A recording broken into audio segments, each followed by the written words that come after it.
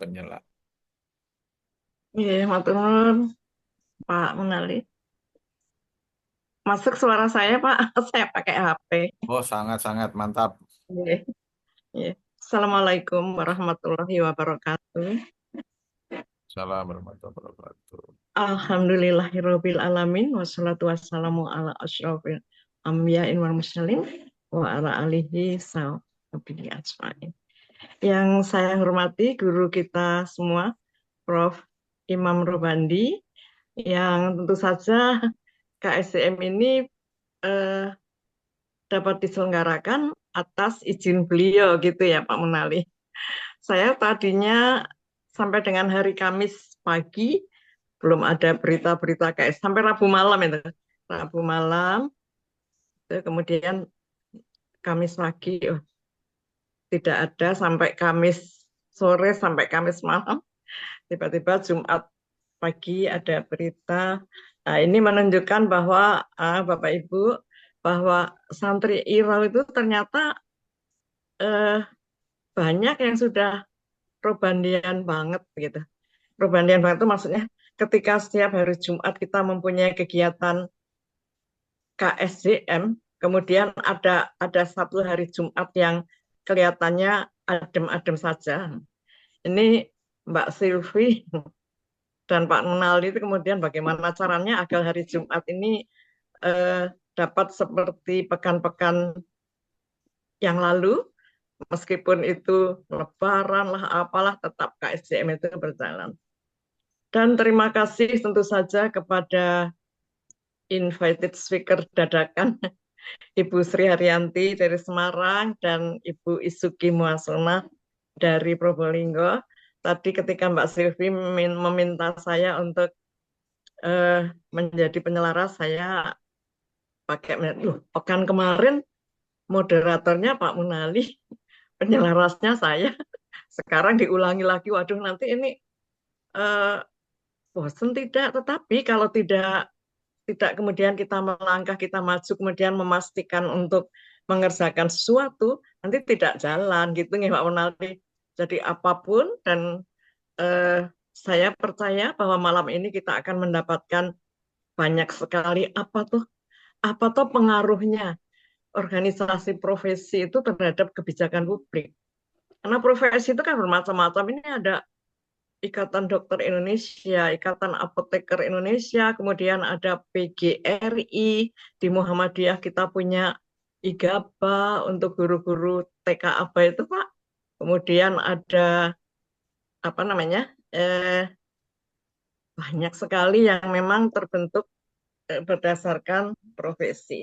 Ibu dan Bapak, kami semua berharap bahwa eh, Aero Society ini tidak berhenti atau tidak mati di jalan begitu.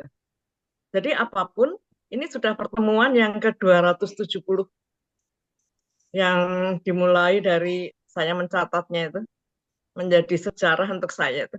9 April 2020 kita memulai kegiatan ini.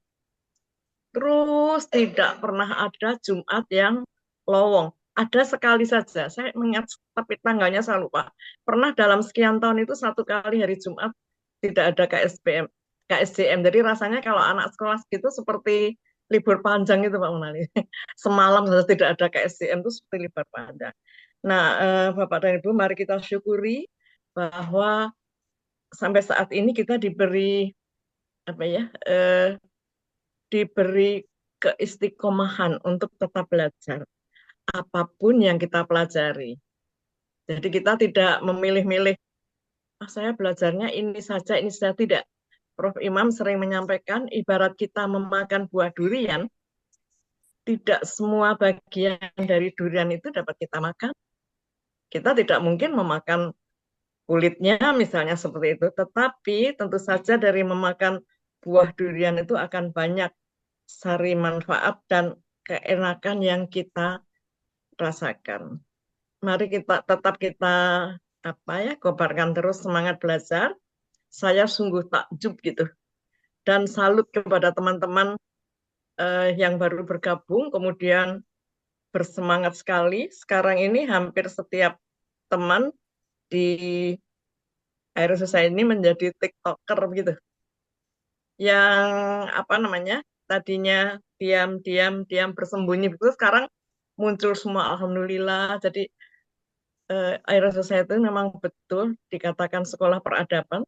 Kita belajar menjadi orang yang beradab, dimulai dari tata cara berbicara, tata cara menulis, kemudian bagaimana kita bersikap di masyarakat, dan tentu saja yang sangat utama adalah bagaimana kita menjaga lingkungan kita. Tidak berpanjang kata, Bapak dan Ibu, mari kita nikmati KSCM malam ini. Meskipun mungkin malam ini Prof. Imam Robandi belum bisa bergabung, ya Pak Munali. Beliau Oke. mungkin sedang recovery begitu, sedang apa namanya memulihkan kesehatannya. Mari kita doakan agar beliau selalu dalam kondisi sehat dan dapat membersamahi serta menebar ilmu untuk kita semua. Terima kasih. Mohon maaf jika ada hal-hal yang tidak berkenan.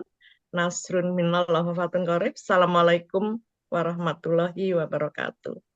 Waalaikumsalam warahmatullahi wabarakatuh. Terima kasih Bu Darno. Ya, di antara kita ya salah satu guru yang paling ya bukan paling senior tapi paling berpengalaman dalam kehidupan.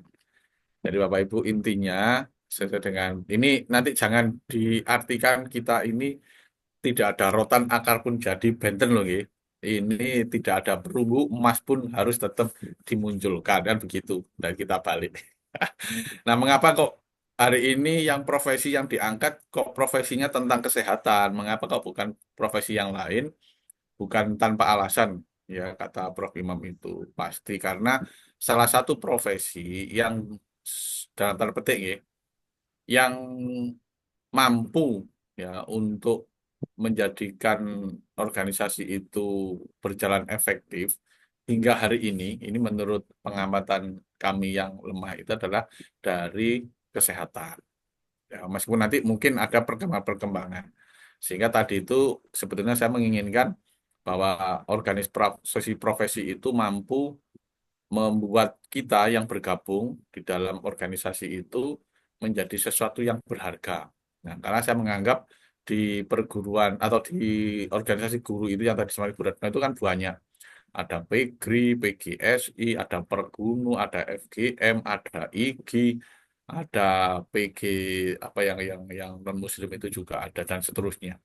Itu munculnya ketika tanda di SPSI di Serikat Pekerja itu munculnya hanya untuk geruda-geruduk dalam hal-hal tertentu, tujuan tertentu. Tapi di IAI, ini IAI apoteker ya, sanes akuntansi, itu yang merasa menurut kami itu memang betul-betul menjadi salah satu organisasi yang menggerakkan untuk personal anggotanya itu. Nah, mudah-mudahan nanti tidak mengurangi rasa hormat untuk Bapak Ibu yang sedang ya aktif di organisasi profesi yang lain. Insya Allah nanti akan ada kesempatan berikutnya. Nah, oleh karena itu, saya mengharap ilmu dari Bu Sri, dari Bu Dr. Isuki. Tapi yang dahulu meskipun tadi flyernya itu Bu Dr. Isuki, kita balik ya karena Bu Dasri ya tadi saya minta untuk memulai dulu karena Bu Isuki dalam perjalanan ya ternyata Bu Isuki sudah dapat bergabung dengan kita. Yang pertama untuk invite monggo Bu Sri kami persilahkan. Sekarang 15.50. Jadi kalau kita nanti membagi dua ya cukup 15 untuk paparan 15 menit baru nanti kita banyak berdiskusi dan banyak bertanya jawab terhadap materi ataupun profesi-profesi yang lain. Mangkaten, monggo kami persilakan Bu Sri untuk menyampaikan. Nggih, matur nuwun Pak Munali. Assalamualaikum warahmatullahi wabarakatuh. Waalaikumsalam warahmatullahi wabarakatuh. Senantiasa puji syukur kita kehadirat Allah Subhanahu wa Ta'ala. Kita diberi kesehatan, kesempatan, dan mungkin ini apa ya, kagetan masih Hari Kartini ya Pak Munali. Jadi pukul 16.36 saya pas pulang kerja baru saja ngomong sama Pak Firwan. Kayaknya hari ini apa nggak ada KSJM ya? Nggak taunya pas ada HP bunyi, ada WA masuk. Waduh, tapi ya itulah bahwa kita yang ada di Aero Society ini harus nantiasa siap dan ini semua berkat eh, bimbingan arahan dari Prof. Imam Robandi. Terima kasih Prof. Imam. Kita telah menjadi orang-orang yang tangguh dalam kondisi apapun mendadak gitu ya. Kita selalu siap dan mudah-mudahan Prof. Imam yang pada saat ini kesehatannya mungkin eh, kurang kurang gitu dapat segera pulih kembali. Terima kasih juga kepada eh, Bapak Ibu yang eh, Pak Munali, Bu Silvi, Bu Retno, eh, sehingga kegiatan kita selalu ada gitu ya, tidak pernah absen. Jadi saya mendapatkan tugas dan saya akan menyampaikan apa yang ada dalam benak saya dalam waktu beberapa menit ini. Baik, apakah saya bisa share screen ya, Pak Oke, Munali ya? monggo, Bisa silakan. ya?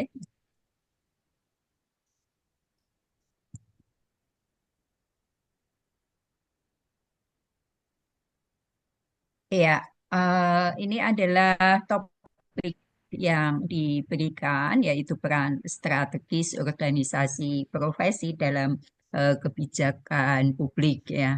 Eh, jadi saya akan memulai dengan bahwa eh, berbagai profesi itu ada undang-undang, ada peraturan, eh, bahwa tenaga kesehatan di dalam Undang-Undang Kesehatan Nomor 17 Tahun 2023 itu dibedakan ada tenaga medis yaitu dokter dan dokter gigi dan tenaga kesehatan. Tenaga kesehatan ini ada 12 kelompok termasuk kebidanan, keperawatan, gizi, radiologi dan lain sebagainya dan salah satunya adalah tenaga kefarmasian. Tenaga kefarmasian sendiri dibagi menjadi apoteker dan tenaga teknis kefarmasian. Jadi kalau apoteker itu eh, apa sih seorang apoteker? Apoteker itu eh, merupakan eh, tenaga profesi. Kalau tadi disinggung bahwa organisasi profesi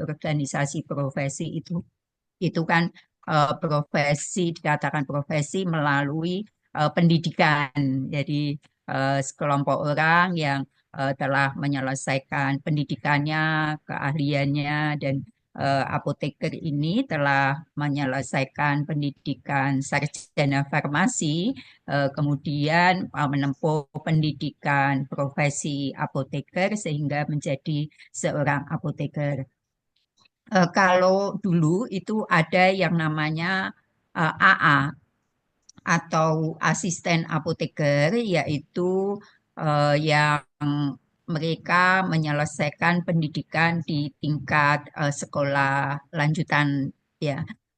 Dulu ada SAA, kalau sekarang ada SMK Farmasi dan di tempat Pak Munali itu juga kemarin pada saat saya ke sana mendapatkan informasi ada prodi farmasi, SMK Farmasi. Namun sekarang dalam peraturan yang baru yang dinamakan tenaga teknis kefarmasian atau asisten apoteker itu mereka yang telah menyelesaikan pendidikannya eh, minimal atau telah menyelesaikan pendidikan diploma 3 yaitu diploma 3 farmasi. Ini adalah gambaran slide ini mungkin nanti akan eh, dapat berbicara banyak. Jadi saya memulainya dari sini. sarjana farmasi. Untuk menempuh pendidikan farmasi itu ada dalam beberapa bentuk institusi, ada yang fakultas, misalnya seperti UGM, kemudian UNER, kemudian UI, itu adalah fakultas farmasi. Tetapi ada juga yang tidak di bawah fakultas, tetapi di bawah eh, misalnya Fakultas Kesehatan Masyarakat, di mana di situ ada prodi sarjana farmasi. Sehingga ada bentuk-bentuk fakultas, ada sekolah tinggi yang kemudian ada prodinya, prodi farmasi sampai lulus sebagai sarjana, kemudian melanjutkan pendidikan 1 tahun hingga mendapat gelar apoteker. Nah, sampai menjadi apoteker inilah ada beberapa organisasi, ada beberapa yang berperan. Di antaranya adalah pada beberapa tahun yang lalu itu sebelum keluarnya Undang-Undang Nomor 17 Tahun 2023, ada yang namanya KFN, yaitu Komite Farmasi Nasional.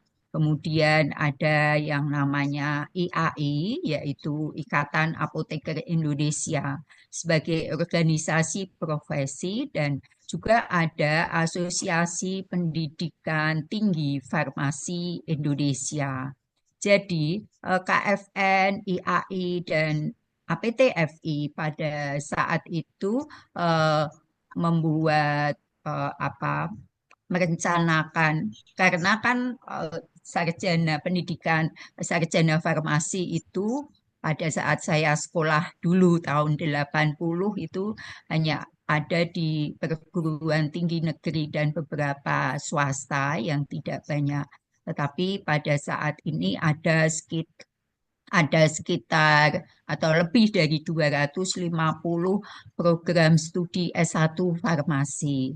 Nah, dari banyaknya program studi itulah maka menginginkan bahwa apoteker yang akan lulus itu mempunyai kesamaan, jadi kesamaan kemampuan, bukan dalam arti bahwa lulusan yang dari perguruan tinggi negeri itu lebih bagus. Jadi baik negeri maupun swasta itu harus menghasilkan lulusan apoteker yang kompeten, sehingga KFN, Komite Farmasi Nasional, Ikatan Apoteker Indonesia, dan APTFI bekerja sama membuat bagaimana calon apoteker itu harus lulus dengan melalui uji kompetensi, sehingga ada uji kompetensi apoteker yang sifatnya adalah nasional. Nah, dari sinilah sudah terlihat bahwa peran organisasi profesi itu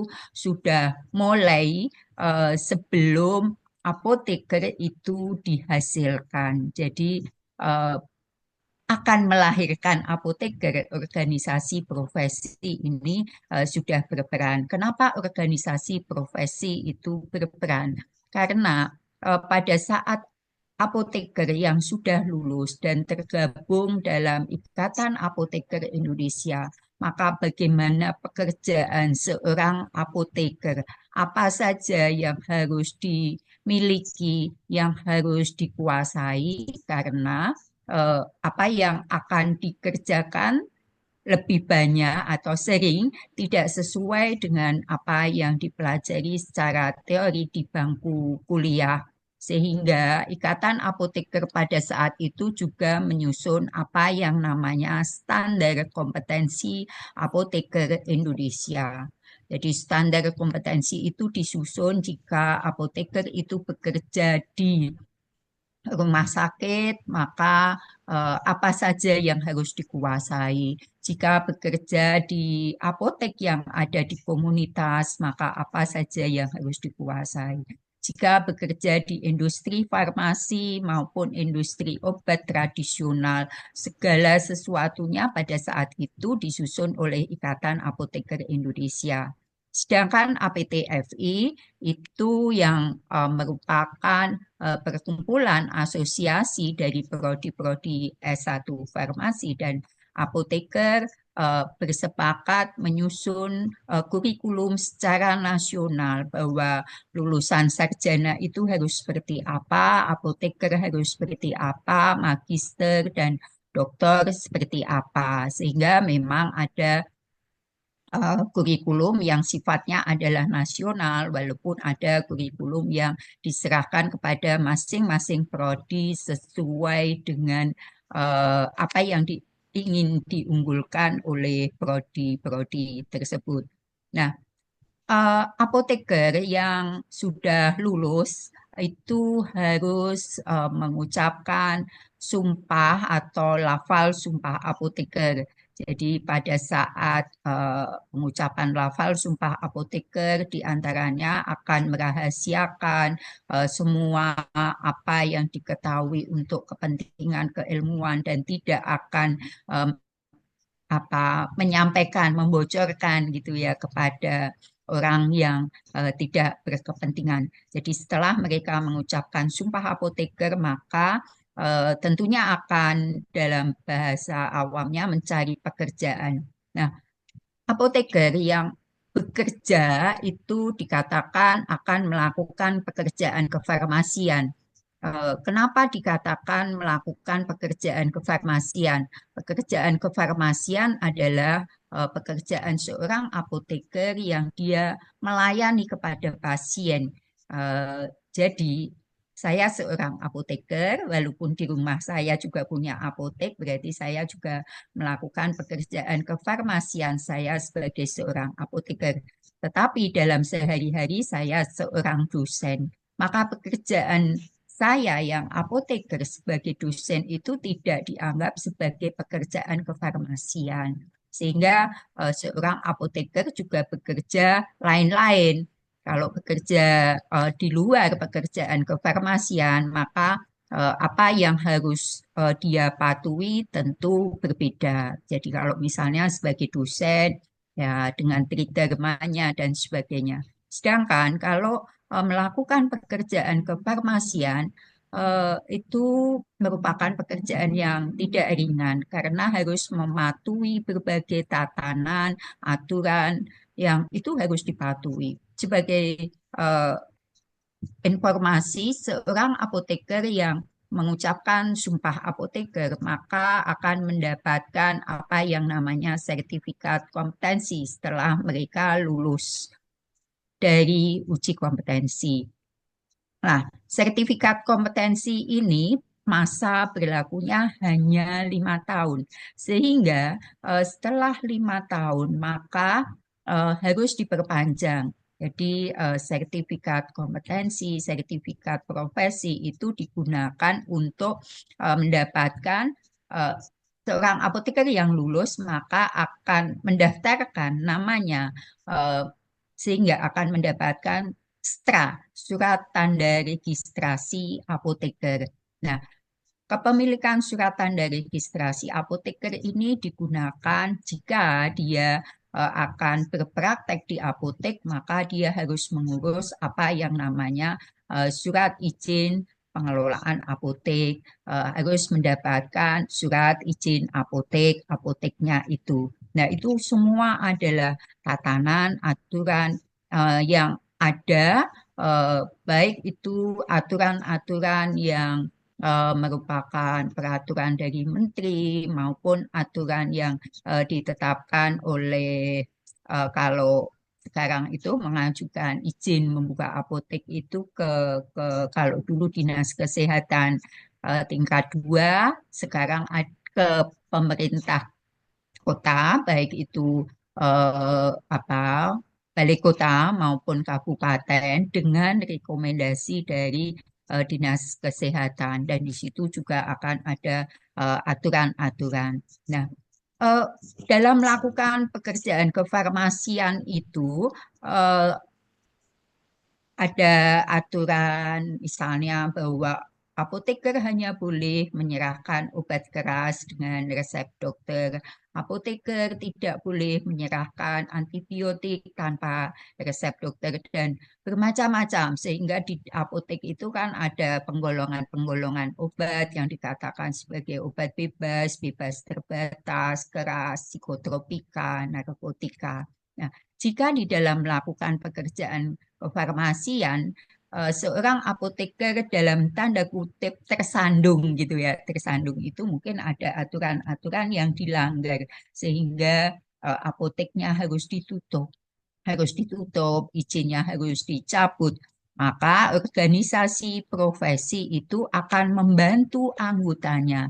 Tentunya dalam hal ini adalah eh, ada misalnya sampai dibawa ke persidangan, maka akan dilakukan pendampingan oleh organisasi profesi.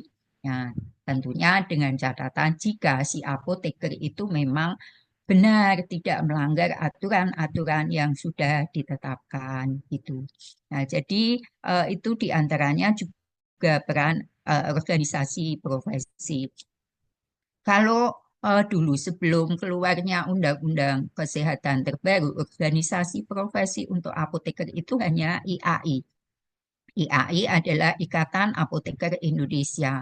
Tetapi setelah keluarnya undang-undang yang baru sekarang, maka ada organisasi profesi yang lain. Ada FIB, Farmasis Indonesia Bersatu, ada PASI, Persatuan Apoteker Sejahtera Indonesia. Dan mungkin akan ada beberapa organisasi profesi yang lain, profesi apoteker ini yang sudah terdaftar. Jadi ini adalah eh, ada dasarnya. Kenapa dulu organisasi profesi apoteker itu hanya ada IAI? Pada Undang-Undang Republik Indonesia Nomor 36 Tahun 2014 tentang organisasi profesi, di sini disebutkan dapat membentuk organisasi profesi dan itu hanya ada satu jenis gitu ya, hanya ada satu jenis. Eh, ini agak hanya ini yang lama yang ini terbalik judulnya. Setiap jenis tenaga kesehatan hanya dapat membentuk satu organisasi profesi itu berdasarkan Undang-Undang Nomor 36 Tahun 2014. Sedangkan yang baru itu tidak lagi disebutkan hanya satu jenis sehingga muncullah beberapa organisasi profesi ini tadi. Nah, eh, juga bersamaan dengan keluarnya undang-undang ini tadi, maka eh, yang namanya Komite Farmasi Nasional itu sekarang juga tidak ada. Yang ada adalah apa yang dinamakan kolegium. Jadi ini berdasar Undang-Undang Kesehatan, ini mungkin juga sama di ID juga ada bahwa ada apa yang namanya kolegium, ada yang namanya konsil. Jadi dari Presiden, Menteri Kesehatan, kemudian di sini ada konsil, ini kolegium, kemudian ada Majelis Kehormatan. Jadi ini adalah strukturnya. Apa peran dari kolegium? Menyusun standar kompetensi, menyusun standar kurikulum pelatihan tenaga medis dan tenaga kesehatan. Dalam hal ini apoteker juga termasuk tenaga kesehatan. Nah, kolegium ini terdiri dari siapa saja? Ini adalah unsur dari kolegium. Guru besar, para guru besar, dan ahli bidang ilmu kesehatan. Jadi, para guru besar tentunya berasal dari institusi pendidikan, sedangkan ahli di bidang kesehatan ada praktisi dari rumah sakit, ada praktisi dari apotek. Artinya, apoteker-apoteker yang sudah mempunyai pengalaman masa kerja yang panjang di rumah sakit, di apotek, di industri farmasi, seperti itu masuk di dalam kolegium. Selain itu juga keanggotaan kolegium khususnya di farmasi di apoteker itu juga ada perwakilan dari bahwa apoteker tersebut merupakan anggota IAI, apoteker tersebut anggota FIB, apoteker tersebut anggota PASI karena pemerintah sekarang mengakui organisasi profesi lebih dari satu asal mereka tentunya ada aturannya ya, ada perundangannya. Nah, jadi ini adalah pasal yang ada di dalam Undang-Undang Kesehatan tahun 2023, apa yang dimaksud dengan konsil, apa yang dimaksud dengan kolegium. Sehingga eh, bahwa bagaimana kedudukan dan peran organisasi profesi. Pada saat ini memang tidak sama dengan beberapa waktu yang lalu sebelum keluarnya undang-undang.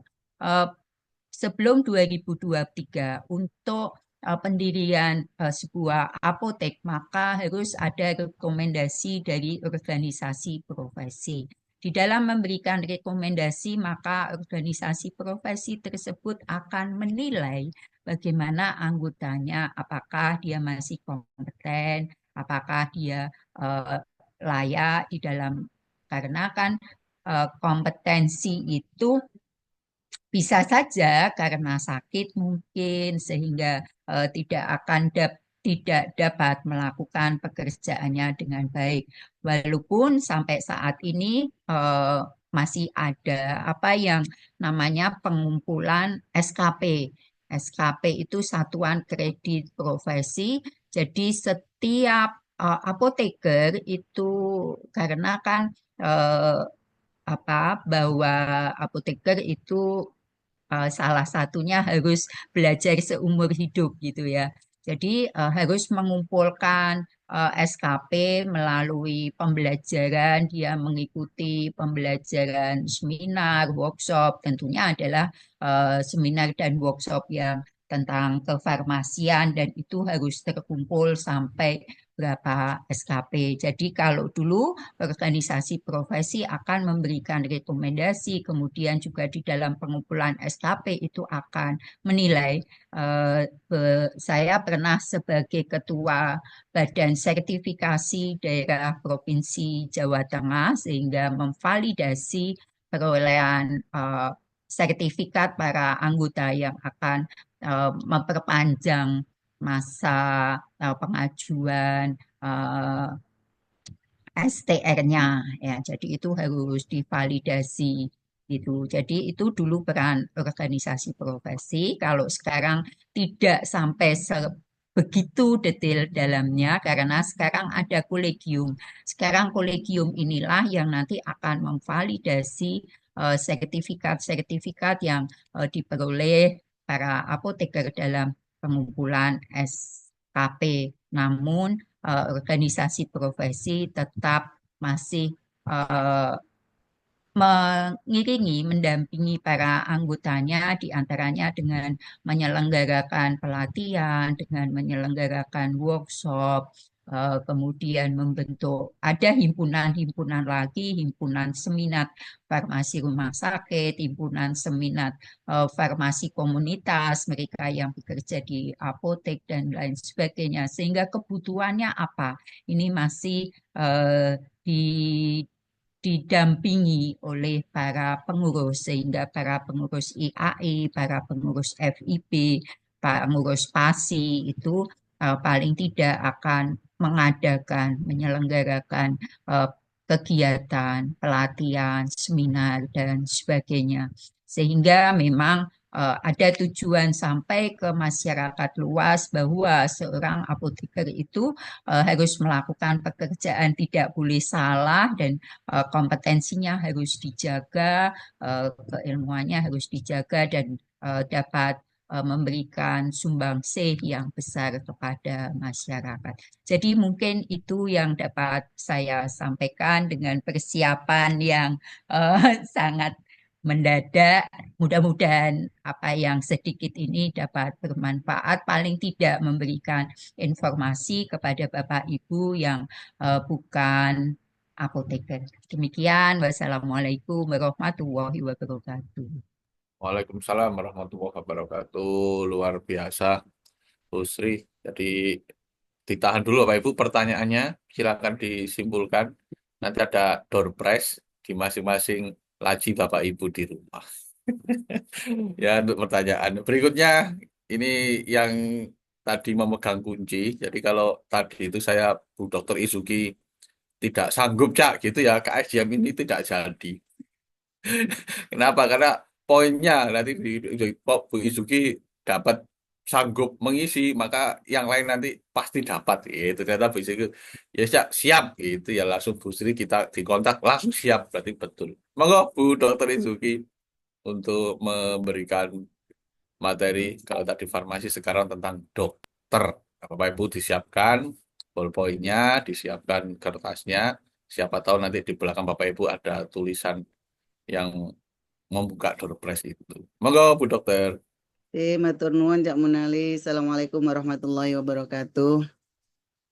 Waalaikumsalam warahmatullahi wabarakatuh. Apakah suara saya dan wajah saya sudah terlihat ya? Sangat jelas. Mohon maaf ini sedang tidak di rumah. Alhamdulillah pada malam hari ini, alhamdulillah ya ketiban sampur juga ya ini ya dengan Bunda Yanti ini ya. Mudah-mudahan Prof. Imam senantiasa semangat gitu ya dan segera sehat kembali.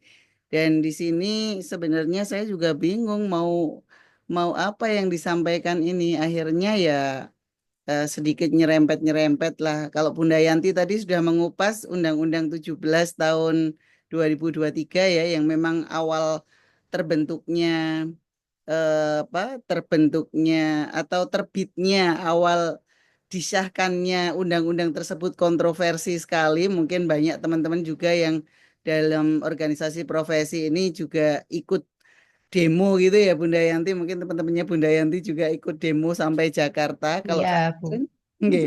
Kalau saya kemarin hanya sampai di wilayah saja, jadi nggak sampai ke Jakarta Bunda. Mudah-mudahan nanti apa yang saya sampaikan ini bermanfaat dan juga menjadi apa namanya menjadi pengingat lah bahwa ada organisasi profesi yang memang tidak semua organisasi profesi atau tidak semua di profesi itu nggak baik. Jadi banyak hal yang dapat kita dapatkan, kebaikan-kebaikan yang ada di organisasi profesi itu, sehingga mau tidak mau, suka tidak suka, kita akan masih membutuhkan organisasi profesi sebagai pengontrol profesi kita, pengontrol kita dalam melakukan kewenangan kita maupun kompetensi kita dalam hal melakukan pekerjaan, terutama kalau dalam hal bidang medis seperti itu. Mohon izin saya share screen ya, Cak Munali ya. Ya, Bu Dokter lanjut. Nggih. Nah ini mudah-mudahan setelah ini teman-teman nggak takut sama dokter ya, banyak maunya ternyata ya gitu ya. Jadi eh, saya mau menulis peran strategis organisasi profesi dalam kebijakan publik ini kok rada-rada takut gitu ya, Cak. Berat sekali sepertinya ya. Akhirnya saya melihat dari sisi yang lebih lebih ini lagi, lebih lebih lebih apa? Lebih soft lah ya. Lebih dekat dengan IDI dan PDS Paklin. Meskipun IDI ini sebenarnya Ikatan Dokter Indonesia ini kan banyak sekali dokter-dokter yang terlibat di dalamnya, tapi karena saya juga anggota OP dari PDS Paklin ya, jadi organisasi profesi khusus dokter spesialis patologi klinik, jadi saya munculkan di sini juga agar Bapak Ibu juga menahu bahwa PDS Paklin itu seperti apa gitu ya. Dan ini adalah logo ID dan yang hijau ini adalah logo PDS Paklin. Nah, tak kenal maka tak sayang, mungkin teman-teman yang di sini sudah banyak mengenal dengan saya ya. Tapi secara organisasi ini adalah organisasi profesi, ini dua, ini yang tiga yang pernah saya menjabat. Yang pertama adalah bukan jabatan ya, ini apa ya? Sebagai ya posisi saya sebagai Bendara ID Cabang Kabupaten Probolinggo ini selama 3 periode. Jadi yang periode pertama adalah dengan ketua Ibu Dr. Hajah Yesi Rahmawati, spesialis opsin konsultan, MH Keswiskua. Kemudian periode kedua juga sama dengan beliau. Dan yang ketiga ini yang baru saja kemarin kami dilantik oleh ID wilayah, oleh Dr. Sutresno, spesialis opsin konsultan.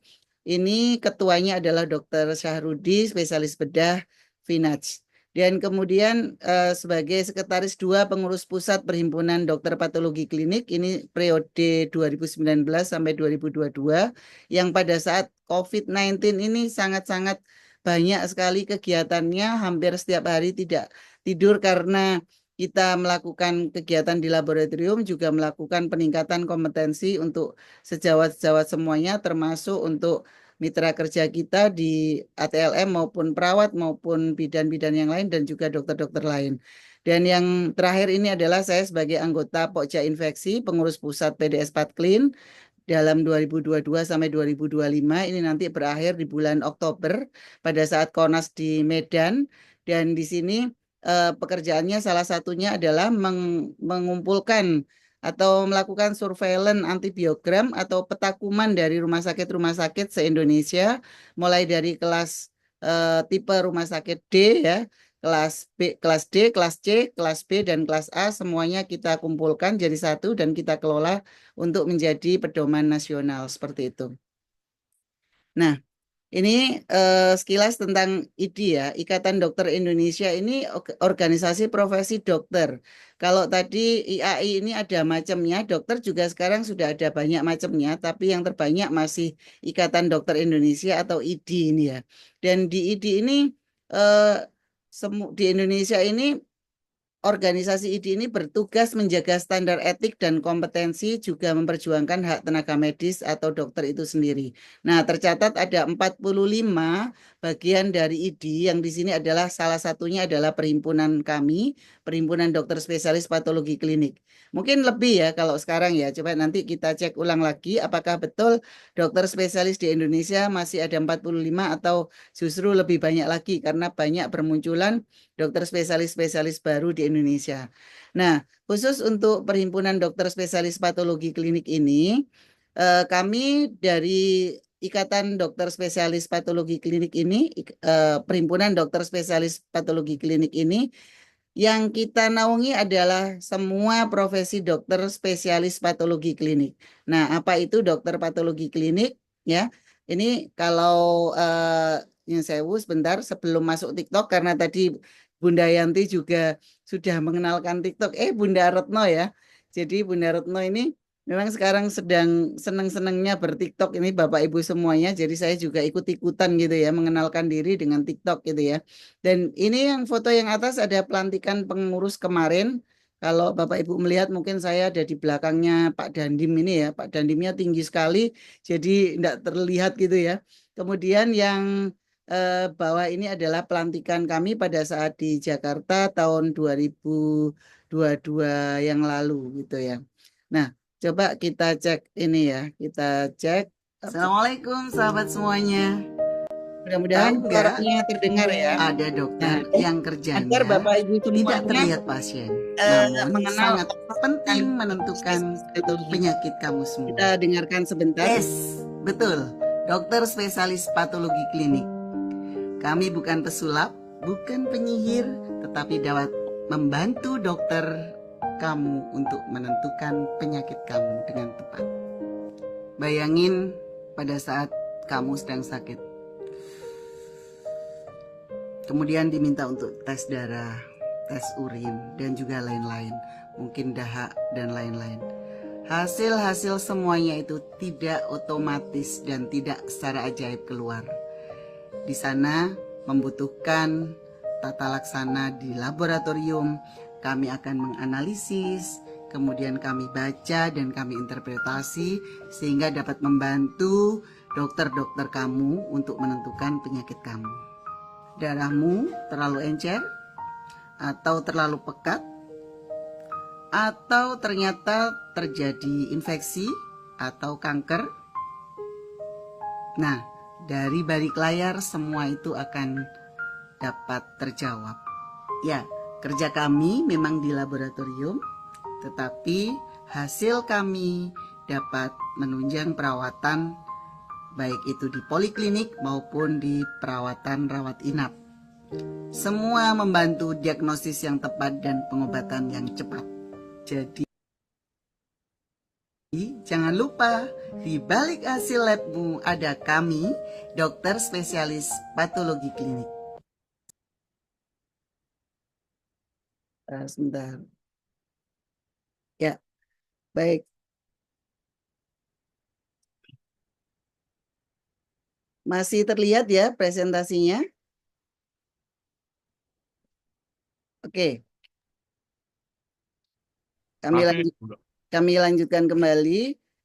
Nah, di sini seperti yang disampaikan Bunda Yanti ya. Jadi kalau tadi Bapak Ibu semuanya pasti kalau Ikatan Dokter Indonesia sudah mengenal ya, tapi ternyata di dalam Ikatan Dokter Indonesia itu banyak organisasi-organisasi atau banyak perhimpunan dokter spesialis di dalamnya yang mungkin sudah lebih dari 45 tadi itu. Dan fungsi utamanya sebenarnya adalah kalau dulu salah satunya seperti yang disampaikan oleh Bunda Yanti adalah termasuk rekomendasi izin praktek. Nah, karena sekarang sudah berganti regulasi, jadi fungsi utama kami tetap adalah pendidikan berkelanjutan untuk para dokter, untuk peningkatan profesionalisme dari termasuk upaya organisasi, advokasi kebijakan kesehatan, dan perlindungan pembelaan anggota. Nah, ini yang masih terus berjalan sampai saat ini, karena untuk rekomendasi izin praktek sekarang sudah dikelola oleh pemerintah, oleh Kemenkes, dan dalam hal ini adalah yang untuk verifikasi SKP maupun verifikasi kegiatan apa yang untuk sebagai syarat untuk mendapatkan SIP ini dilakukan oleh P2KB. Jadi oleh bagian dari kolegium. Nah, mengapa ID itu penting dalam kebijakan? Sama dengan Bunda Yanti tadi di apoteker juga kalau misalnya di lapangan ini tidak ada, di lapangan ini ada terjadi sesuatu hal, pasti ini yang lebih ahli adalah yang adalah di lapangan langsung. Yang ada di lapangan langsung. Jadi ID ini memahami tantangan real yang ada di lapangan. Di layanan kesehatan itu seperti apa? Pada saat pandemi, pada saat kekurangan dokter di daerah. Kalau dokter itu sendiri atau anggota itu sendiri tidak dapat memberikan masukan, pasti pemerintah tidak akan dapat menambah dokter-dokter atau yang lainnya. Ya, kemudian dapat menjadi jembatan antara pemerintah dan masyarakat karena dapat menyampaikan aspirasi dokter itu sendiri maupun pasien kepada pemerintah. Dan yang paling penting adalah menjaga etika profesi. Di sini memastikan kebijakan tidak melanggar standar medis, tidak ada kegiatan malpraktek dan lain sebagainya. Ya. Kemudian pengaruh ID dalam kebijakan. Contoh kasus pada pandemi COVID-19 yang lalu ya. Jadi pada saat itu ID mendesak pemerintah untuk mempercepat adanya vaksinasi, menyediakan APD lengkap untuk tenaga medis, bagaimana merevisi protokol kesehatan, dan juga mendorong revisi Undang-Undang Kesehatan untuk melindungi tenaga medis selama pandemi. Jadi mungkin banyak hal lagi kasus-kasus pengaruh ID dalam kebijakan, termasuk bagaimana BPJS juga sempat juga terpengaruh, maksudnya BPJS juga mendapat masukan dari ID ya terkait dengan banyak hal, termasuk juga organisasi-organisasi yang lain yang terkait dengan kesehatan. Nah, tetapi di sini ID juga mempunyai tantangan, ada tantangan yang harus dikelola oleh organisasi profesi, salah satunya adalah ID ini. Yang pertama adalah adanya konflik kepentingan. Nah, ini pasti ada, di hampir semua organisasi pasti mempunyai adanya konflik kepentingan ini ya, antara kepentingan anggota, kepentingan publik maupun kepentingan-kepentingan yang lain ya. Kemudian pasti ada juga partisipasi anggota yang tidak maksimal, sehingga tidak semua anggota aktif berkontribusi terhadap organisasi, dan yang terakhir kadang-kadang juga disertai dengan tekanan politik. Ini yang akhirnya organisasi ini kadang-kadang jalan di tempat atau tidak. Dan alhamdulillah di kabupaten kami, di cabang Kabupaten Probolinggo ini, kita dapat bersinergi dengan Forkopimda dan lain-lain sebagainya. Terbukti hampir setiap pelantikan kami, beliau-beliau itu hadir dengan baik dan hadir dengan baik itu diwakili maupun hadir secara pribadi seperti itu. Nah, bagaimana eh, masyarakat, peluang untuk masyarakat berkontribusi atau masyarakat bekerja sama dengan ID. Yang pertama adalah dukung transparansi. Nah, masyarakat ini dapat meminta organisasi profesi terbuka mengenai soal rekomendasi kebijakannya seperti apa, terutama terkait kesehatan karena ini adalah untuk ID. Kemudian yang kedua, edukasi publik. Di sini organisasi profesi dapat menjadi sumber informasi terpercaya dengan dukung media sosial ID salah satunya. Dan yang ketiga adalah kolaborasi dengan organisasi profesi lain ataupun ormas. Nah, ini dapat bersinergi mengawal isu spesifik terutama masalah kesehatan. Dan di sini masyarakat juga terlibat untuk ikut sosialisasi. Saya senang sekali tatkala Bunda Retno itu share kegiatan-kegiatan di rumah sakit atau kegiatan-kegiatan yang melibatkan dokter-dokter di area Cirebon ya. Jadi masyarakat itu dapat terlibat aktif untuk menghadiri webinar atau dialog publik yang diadakan ID terkait atau diadakan siapapun ya terkait dengan apalagi terkait dengan kebijakan kesehatan maupun info kesehatan yang lainnya. Kemudian masyarakat juga dapat memberikan masukan, melaporkan masalah di lapangan, misalnya menemukan adanya pelanggaran etik atau malpraktek ya, ataupun pelayanan kesehatan yang buruk. ID dapat memberikan masukan kepada anggotanya maupun melalui institusinya seperti itu. Kemudian terakhir adalah dukung advokasi dan kampanye ID. Tanda tangan petisi apabila ada petisi yang butuh dilakukan penandatanganan dan sebarkan informasi dari organisasi profesi, termasuk kampanye imunisasi, gerakan donor darah, dan lain sebagainya. Cegah stunting termasuk juga. Kampanye imunisasi ini, jadi imunisasi ini wajib ya, apalagi bagi balita-balita yang ada yang dilahirkan di sekitar kita itu ya, harus diingatkan semuanya.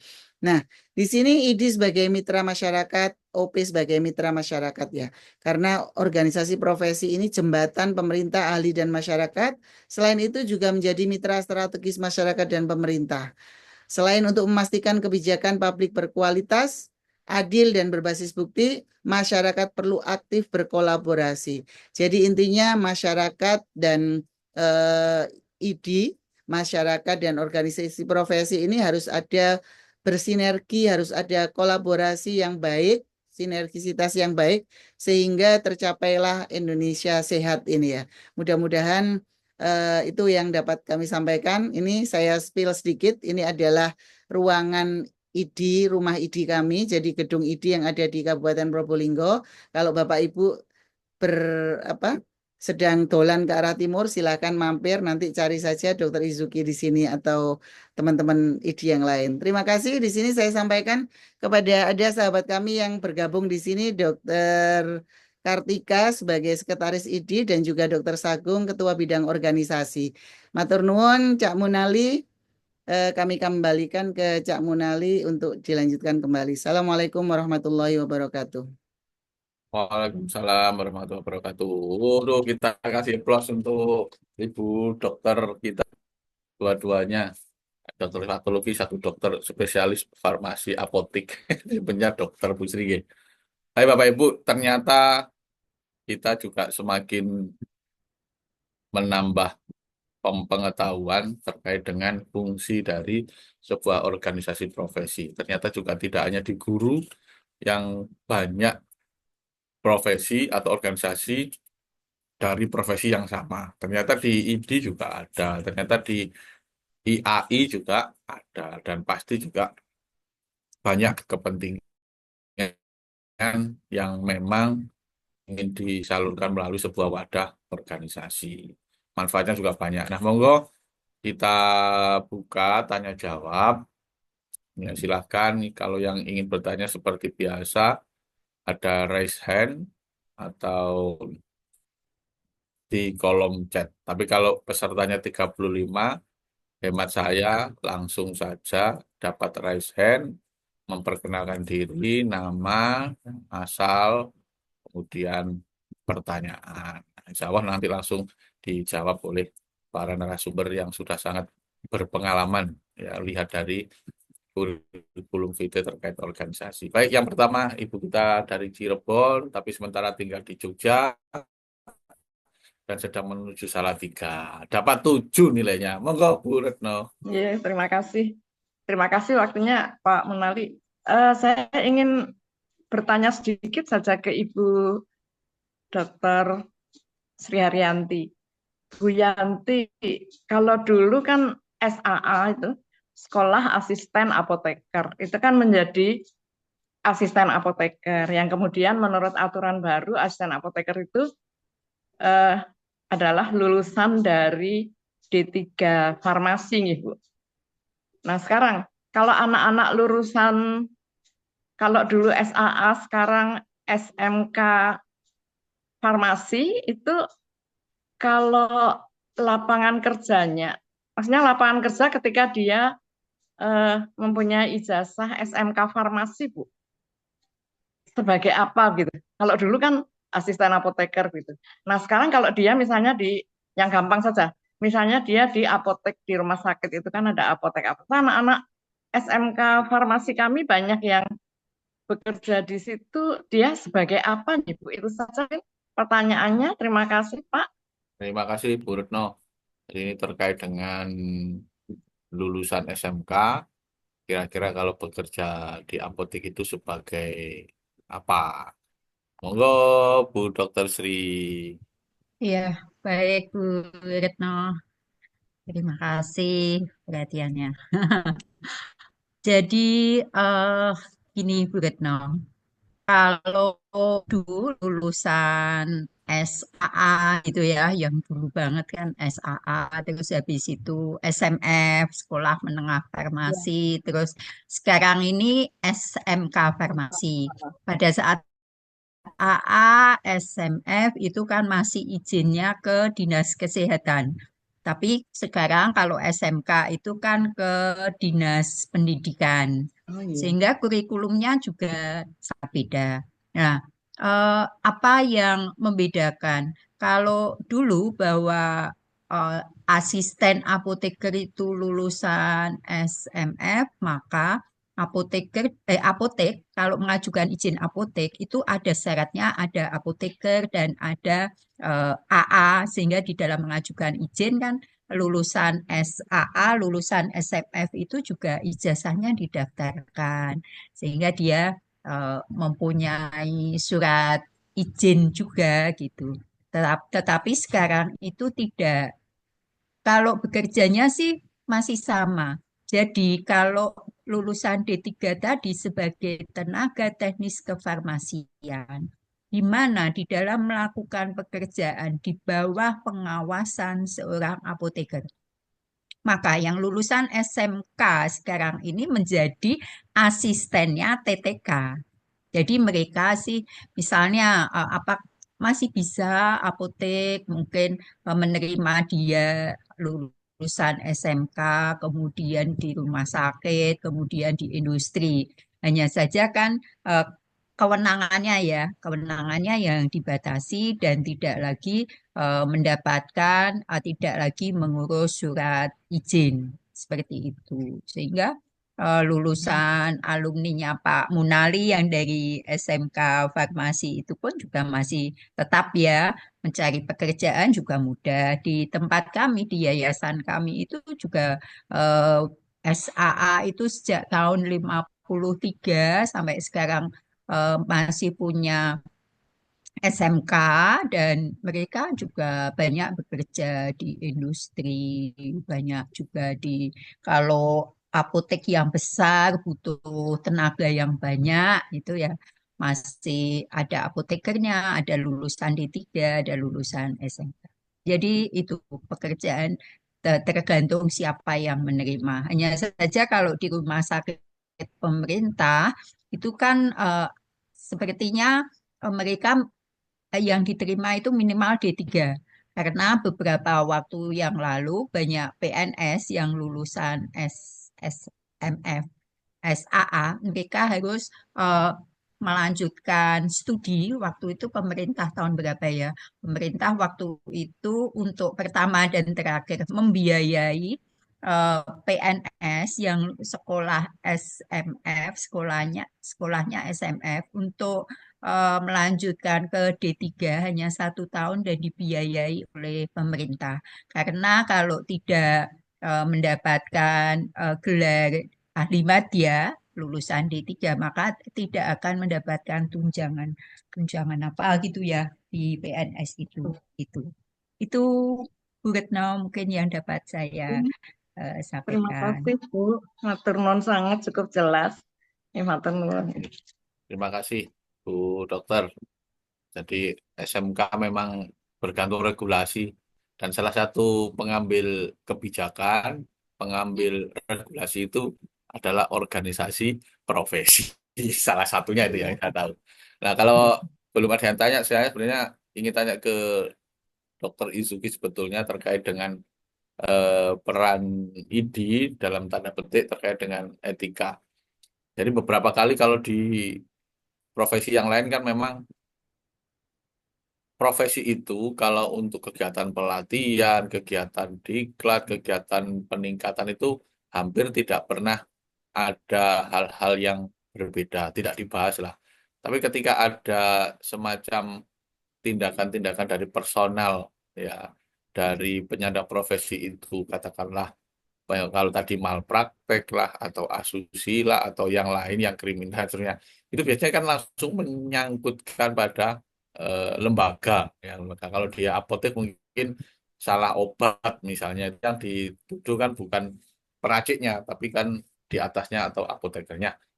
Apakah memang juga sama sebuah organisasi itu juga mengambil peran izinnya, dokter? Misalnya dokter ini dokter itu dianggap menyalahi gitu, apakah boleh memang tidak diberikan hak untuk praktek atau bergabung di ID? Terima kasih Cak Monali. Sebenarnya hampir semua organisasi profesi sama ya. Jadi dalam menjaga etika profesi ini kita harus betul-betul ini memang, tapi tetap harus ini Cak Monali. Jadi nanti itu kalau ada indikasi untuk apa namanya yang tidak beretika atau etik profesi, terutama di sini etik profesi ya Cak Munali, bukan etika dalam hal etika yang pada umumnya, tapi etik profesinya seperti apa, menyalahi kewenangan dan lain sebagainya, itu dapat dilaporkan kepada ID. Kemudian ID nanti akan menjembatani biasanya. Kita tidak dapat langsung, kalau untuk dulu kita dapat mencabut STR-nya ya, jadi seperti menunda untuk diberikan SIP, rekomendasi SIP. Tapi karena sekarang tidak dapat seperti itu, kita dapat memediasi atau menjembatani antara institusi dengan yang bersangkutan. Tetapi kalau seandainya sampai tidak dapat dilakukan, tidak ada jalan tengah, kita mungkin bisa sampai ke perhimpunannya kalau itu dokter spesialis, dan juga bahkan sampai mungkin akan disampaikan ke ini, ke mana? Ke tempat belajarnya dulu Cak Munali, seperti itu. Jadi karena memang dokter ini yang ditangani adalah seorang pasien, ini adalah manusia yang holistik ya, makhluk holistik yang tidak dapat begitu di terapi A ini nggak dapat langsung otomatis semuanya selesai, masih banyak hal-hal yang harus dikombinasikan dan harus di apa ini namanya, harus diolah, harus dikelola ya, tidak dapat jadi langsung satu satu karena satu kesalahan atau karena satu diagnosis dapat langsung diterapi dengan baik, tidak dapat seperti itu. Oke. Jadi etika profesi ini memang harus betul-betul ID ini dapat sebagai menjaga etika profesi kedokteran ini gitu Cak Munali. Mungkin itu. Ini saja nih moderatornya nggak boleh tanya loh padahal. Karena Saya berkepentingan. Karena iya, termasuk ke Bu Dokter sih, saya berkepentingan gini. Jadi saya punya siswa yang kemarin dikukuhkan sebagai apoteker dari UMS. Kemudian kan ada sumpah janji. Dulu SMK Mutu itu kan ada jurusan farmasi. Kemudian kan disumpah juga, dibaiat juga dengan apa istilahnya itu. Nah, itu kan juga sama tadi. Sekiranya ada hal-hal teknis maksudnya. Ya monggo, ini yang Bu Titi monggo boleh. Ya ini kalau mungkin gini Cak. Yang Iya. etika ini kan sebenarnya bukan hanya aturan ya, tapi komitmen untuk melayani dengan hati. Waduh, dalam ini. Melatih, berarti melatih. Gitu ya, melatih, melayani dengan hati. Gitu ya. BRI. Yo. Karena hubungannya nanti kan dengan martabat seorang dokter. Makanya kalau misalnya ada kesalahan dokter, kalau dokter salah mesti izinnya melok-melok gitu ya. Tapi Betul, kalau misalnya dokter itu baik, idi jarang ya diikutkan ya gitu ya. Padahal betul, harusnya betul. tatkala yang jelek ikut, yang baik pun harusnya ikut gitu. Makanya tadi saya paparkan juga PDS Patlin, saya kenalkan ke Bapak Ibu semuanya biar juga menahu gitu. Karena ternyata selama ini dokter patologi klinik itu apa, itu enggak kenal gitu. Biar kenal semuanya jadinya. Oke, oke, luar Berarti belum biasa. nanya, belum nambah nanyanya, belum selesai tadi berarti. Karena sekarang sudah mulai ada tanggapan gini, Bun. Profesinya kan banyak, tapi kadang-kadang dianggap itu sebagai kendaraan dalam tanda petik ya, dalam tanda petik. Hanya untuk misalnya kalau sudah punya gerbong di sebuah organisasi itu kan biasanya ada Ya. apa ya tumpuan untuk itu. Nah, oleh karena itu misalnya baik kadang-kadang merasa baik tanpa organisasi profesi ini berlaku sebenarnya flashbacknya ke kami guru. Kadang-kadang kalau guru apalagi misalnya kepala sekolah itu sudah merasa dapat berjalan baik itu ketika ada orang yang dan penting ya profesi di atasnya itu biasanya kan gitu. Wah, orang pernah di ini ya. Tapi begitu ada anggota atau tim personilnya yang melakukan katakanlah tadi malpraktek gitu kan langsung mengenalkan nah, bagaimana pengawasan itu kan itu maksudnya gitu. Sama dengan yang karena ini urusan kesehatan. Kalau profesi lain biasanya juga sama cuma tidak berdampak. Tapi kalau sudah hubungannya dengan kesehatan, nah ini ya saya senang senang melihat itu kalau dulu sering ada film itu loh Bun misalnya di sebuah desa antara peran bidan dengan peran dukun bayi. Saya kan senang itu. Atau perannya apoteker dengan tukang jamu kan juga sama. Ya kadang-kadang saya senang mengamati itu. Nah, monggo Ibu Bapak yang lain yang menjadi pendengar dan penikmat obrolan ya karena ini sifatnya santai 35 peserta itu sudah luar biasa dalam waktu yang sesingkat-singkatnya itu. Masih ada waktu Kita 10 menit. Nggih, monggo Bun. saya 2 menit aja. Tadi belum selesai mungkin nanyanya. Pak, ke Bu Dokter Isuki itu kalau tidak apa masuk ke Air Society mungkin sampai saat ini saya juga belum paham itu dokter patologi klinik gitu. Nah, pertanyaannya Bu Dokter, Nggih. itu di setiap rumah sakit, apalagi rumah sakit daerah begitu ya, yang sudah tipe-tipe apa yang besar, itu pasti ada dokter patologi klinik. Kan kemarin ketika mengenalkan dokter patologi klinik, Pak, yang akan membantu dokter-doktermu untuk menentukan jenis penyakit dan sebagainya berdasarkan pemeriksaan lab. Nah, itu apakah dokter patklin ini ada di setiap rumah sakit ya, Bu? Nggih, wajib ada Bunda. Wajib Jadi, ada. nggih, wajib Berarti, ada. Ini salah satu penunjang utama yang harus ada di rumah sakit. berarti nanti saya mau mencari tahu di Nggih, rumah sakit Gunung Jati Cirebon Cirebon. itu Sebentar, dokter patklinnya saya cek siapa yang dari Cirebon teman saya ya, Bun. rumah sakit Gunung Jati. Itu ada beberapa rumah sakit loh, banyak loh rumah sakit. Cirebon. Nah, ini ada Dokter Lutfa. Di Nah, ini rumah sakit di mana ini saya kurang paham ini, Bun. ya di Cirebon aja ya. Oke.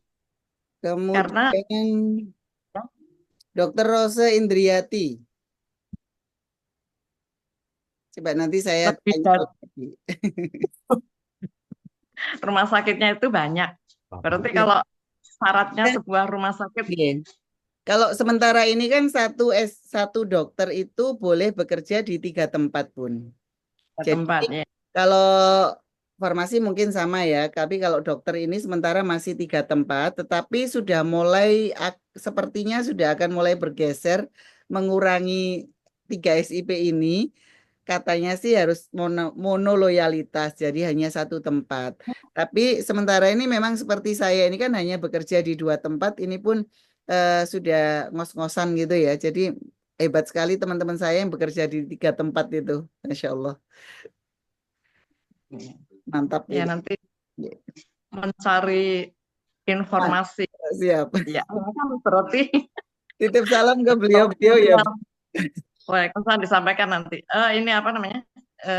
Dokter spesialis yang memang saya baru mendengarnya begitu. Jadi kalau tidak dikenalkan atau kemarin di apa ya di video ya itu ya nggak tahu gitu. Ya hanya tahu secara karena sudah berkenalan dengan orangnya. Ya, terima kasih sekali informasinya, Bu Matur Dokter. nuwun. Sudah sampai Jogja ya Bun atau Mas sudah di Ya, Salatiga? sampai Jogja besok lepas subuh ke Salatiga lalu ke Tulungagung. Ya, mudah-mudahan lancar perjalanannya Bun. Amin, matur nuwun ya. Oke, terima kasih. Jadi kalau bicara dengan dokter sebenarnya menakutkan. Aku diaran-arani kan gitu biasanya. Jadi Ini kalau orang salah ini yang salah Cak. Makanya enggak, diarani, ayo datang ke rumah sakit untuk medical check up. iya, iya betul kan itu Lewat kan. sini. Oh, kalau sekarang kan alhamdulillah sudah banyak orang yang berani karena dokternya ramah-ramah. Kalau dulu itu kesan dokter itu kan pasti langsung, oh ini kan langsung sontek, ini langsung sontek kan gitu lah. Sekarang kan beda, ada apa namanya edukasi dulu kan gitu.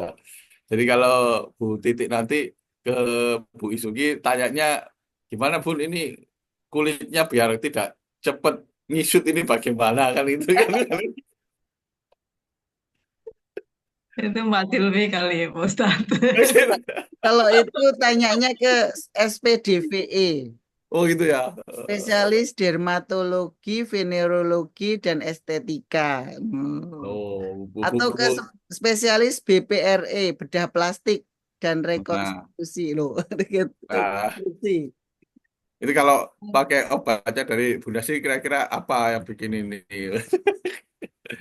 Oke, monggo Pak Arsono, monggo mungkin ada yang mau ditanyakan. Mbak saja. Monggo, menambahkan Bunda Sri terkait dengan tadi terkait dengan bagaimana peran organisasi itu dalam tanda petik ya, ketika ada permasalahan personal atau permasalahan terkait penanganan, misalnya kalau tadi Bu Dokter ada etika etika profesi ya ada apa ya ketidaktepatan. Nah, kalau di peracikan obat itu apoteker itu apa juga sama? Misalnya ada salah mendiagnosa lah katakanlah gitu untuk pemberian obat apa juga sama ada sanksi atau apa? Ya, eh, manusia. Eh, kejadian-kejadian sih ada, tetapi tidak banyak. Bagaimana peran organisasi profesi?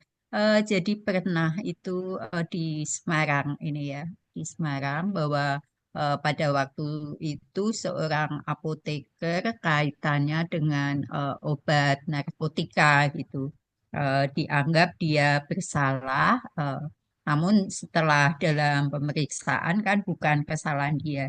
Jadi ada apotek itu, ada yang apotek itu milik, artinya modal sarana prasarananya itu milik apoteker dan ada yang pemiliknya bukan apoteker. Jadi kalau pada saat itu kasus itu yang bersalah itu bukan apotekernya tetapi pemiliknya. Sehingga para pengurus saat itu betul-betul membantu anggotanya gitu ya sampai setiap kali sidang itu para pengurus dan sejawat teman-teman sejawat juga mendampingi dan di akhir keputusan memang apoteker tersebut dinyatakan tidak bersalah. Jadi mulai dari pengurus pusat sampai pengurus cabang Kota Semarang saat itu semuanya membantu anggotanya. Itu salah satu yang dapat dilakukan oleh organisasi profesi. Oke, matur nuwun Bun. Bapak Ibu monggo masih ada waktu 3 menit untuk acara KSCM-nya. Setelah itu monggo kita dapat bercengkrama Saya dengan tanya Pak Mendali, mungkin Tanya jangan ke Bu Basri. Bertanya ke Bu Izuki. Oh, nggih, Bun. Saya kira Ah, tanya ah. ke Bu Kira Basri. kebudayaan. Oh, Iya. enggak. Ya, enggak. Jadi Bu, selain spesialis patologi klinik, sekarang kan juga ada spesialis mikrologi klinik ya, SPMK. Ini pembagian kerjanya kan sama-sama di lab ya. Ya. Pembagian kerjanya di antara dua spesialis ini gimana sebetulnya? Iya, ini kan memang ada beberapa kompetensi yang share kompetensi ya, Bapak ya. Iya, Ayah ya. Jadi ya kalau misalnya patologi klinik itu kan banyak selain divisi infeksi sendiri itu banyak divisi lainnya. Kita ada 9 divisi ya. Jadi ada nefrologi, respiratologi, ada hepatologi juga, ada kimia klinik, ada hematologi, ada juga BDKT, ada kok saya lupa totalnya itu ada 9 dan salah satunya itu juga ada penyakit infeksi dan mikrobiologi. Jadi kita sharing kompetensi aja. Jadi mana yang semuanya dapat terlibat, semuanya dapat melakukan pelayanan sesuai dengan kompetensinya gitu Ayah. Jadi oh iya. nggak ada kendala, Nji. Semuanya kan misalnya yang bersangkutan ini adalah seorang dokter spesialis, bukan konsultan penyakit infeksi. Misalnya kalau saya sendiri kan memang Iya, konsultan penyakit infeksi ya, yang bukan penyakit iya. infeksi, tetapi yang bersangkutan ini teman-teman PDS Patin atau patologi klinik ini mendapat pelatihan terkait dengan infeksi atau terkait dengan hal-hal lainnya juga dapat melakukan pekerjaan sebagai dokter patologi klinik yang di penyakit infeksi seperti itu. Karena jumlah PDS Patklin ini di seluruh Indonesia sekitar 2000 lebih 2022. Ya. Kalau misalnya tidak sharing kompetensi dan harus dilakukan oleh satu dokter yang dokter yang bukan patologi klinik, otomatis kan nanti rumah sakit pasti akan kesulitan Ayah gitu. Iya, Oke. iya betul. Memang Terima banyak kasih, sih Bu. kompetensi ya, hanya patologi Iya, klinik ya, di tempat lain juga banyak. iya. Berarti SPMK itu bagian dari salah satu Eh, kompetensi dari Bukan, itu. bukan. Jadi bukan Bukan. bagian itu spesialis terpisah, tapi ada eh, dari kompetensi PDS Patklin juga kita mempunyai kompetensi tentang mikrobiologi gitu. Hmm, Mata kuliah kita iya, diajarkan juga seperti itu. iya. Ya. Jadi ya kadang-kadang kalau kita misalnya orang di luar rumah sakit jadi bingung gitu sebenarnya ini bedanya apa gitu loh. Oke. Saya aja yang orang rumah sakit juga agak bingung juga. Ini karena SPMK ini kan termasuk baru ya. Di J, zaman saya waktu kerja tuh kayaknya belum ada gitu. dan J. Sekarang muncul itu jadi saya pikir juga saya terus bedanya apa ya gitu. Sama-sama di lab gitu kan. Jadi Kalau ya terima kasih, Bu. lab infeksi, kalau kami di lab secara umum, Ayah. Ya, ya. Tapi yang penting Ayah mengenal dokter spesialis patologi klinik kan? Mengenal sekali.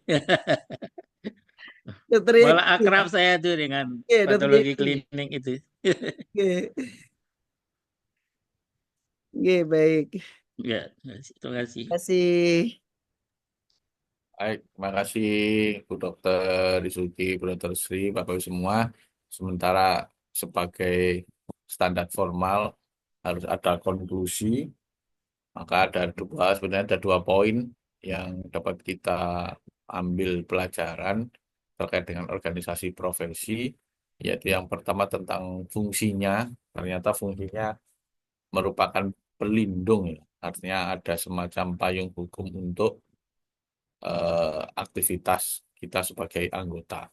Kalau di dokter tadi, ya berarti ada semacam izinnya, kemudian ada pembinaannya, ada peningkatannya, dan seterusnya. Termasuk di apoteker juga sama, ada standar-standar yang harus dimiliki oleh siapapun yang ingin menjadi anggota. Kalau disebut tadi, Bu Dr. menyatakan sebagai komitmen, kalau kita sudah mengambil peran profesi di bidang dokter atau kesehatan atau di apoteker. Kemudian yang kedua terkait dengan yang sesuai judul Jadi kebijakan publiknya itu ternyata organisasi profesi itu juga menjadi salah satu faktor yang menentukan arah kebijakan yang diambil oleh yang berwenang dalam menentukan kebijakan itu. Di antaranya tadi adalah ada rekomendasi untuk pemberian izin praktek atau izin yang lainnya. Mungkin itu yang umum sesuai dengan judul. Lalu kalau tadi Ibu Dokter tanya judulnya siapa yang membuat? Ya kita semua ini yang membuat gitu. Terima kasih, mohon maaf, sehat selalu untuk kita semuanya. Ya, saya mohon maaf bila ada hal yang kurang berkenan. Kalau yang cocok di Bapak Ibu semua. Assalamualaikum warahmatullahi wabarakatuh. Waalaikumsalam. Assalamualaikum warahmatullahi wabarakatuh. Waalaikumsalam warahmatullahi wabarakatuh. Terima kasih Terima Bapak Ibu. kasih. Alhamdulillahirrabbilalamin, materi malam ini telah disampaikan sangat menarik dan sangat bermanfaat oleh Ibu Dr. Sri Haryanti dan Ibu Dr. Isuki. Mari kita tutup KSJM malam ini dengan membaca hamdalah. Alhamdulillahirrahmanirrahim. Dan juga doa kafaratul majelis. Subhanakallahumma wa bihamdika asyhadu alla ilaha illa anta astaghfiruka wa atubu ilaik. Alhamdulillahirabbil alamin. Terima kasih kepada Bapak Ibu sekalian malam ini yang telah mengikuti KSJM. Terima kasih juga kepada Ibu Dr. Nova, Ibu Dr. Kartika Haryadi, dan Ibu Dr. Sagung dari Probolinggo dengan keikutsertaannya di malam ini. Wabillahi taufik wal hidayah. Wassalamualaikum warahmatullahi wabarakatuh. Waalaikumsalam warahmatullahi wabarakatuh. Wabarakatuh. Terima Waalaikumsalam. kasih Bu Yanti, Ya. Bu Isuki. Tambah pengetahuan. Mohon Terima izin. kasih Bu Retno. Izin dulu Pak Sehat Malik, selalu Bu semangat, Retno. teman-teman. Sehat selalu. Terima kasih. Ya, Terima Kasih Bu kasih Titi. Saya kasih izin. semuanya. Bu Titi. Maaf lahir batin Izin ya. ya. Ye, sami-sami. Izin keluar Bapak Ibu. Ya Bu. Bunda Retno, Bunda Umi, apa kabar? Saya itu lama bersembunyi. Iya, Bunda Ibu Retno, maaf Eva nggak pakai hijab ini. Bu Titi, Ya, Pak Bunda Munali. Umi. Ya, terima kasih Ustaz Munali. sami-sami. Monggo ditutup Oke. bersama. Ye. Bersama, pulang bersama. Oke. Pulang Ya, terima bersama. kasih. Terima kasih Saya semuanya. tutup. Terima Assalamualaikum. kasih Pak Isuki. Waalaikumsalam. Waalaikumsalam warahmatullahi wabarakatuh.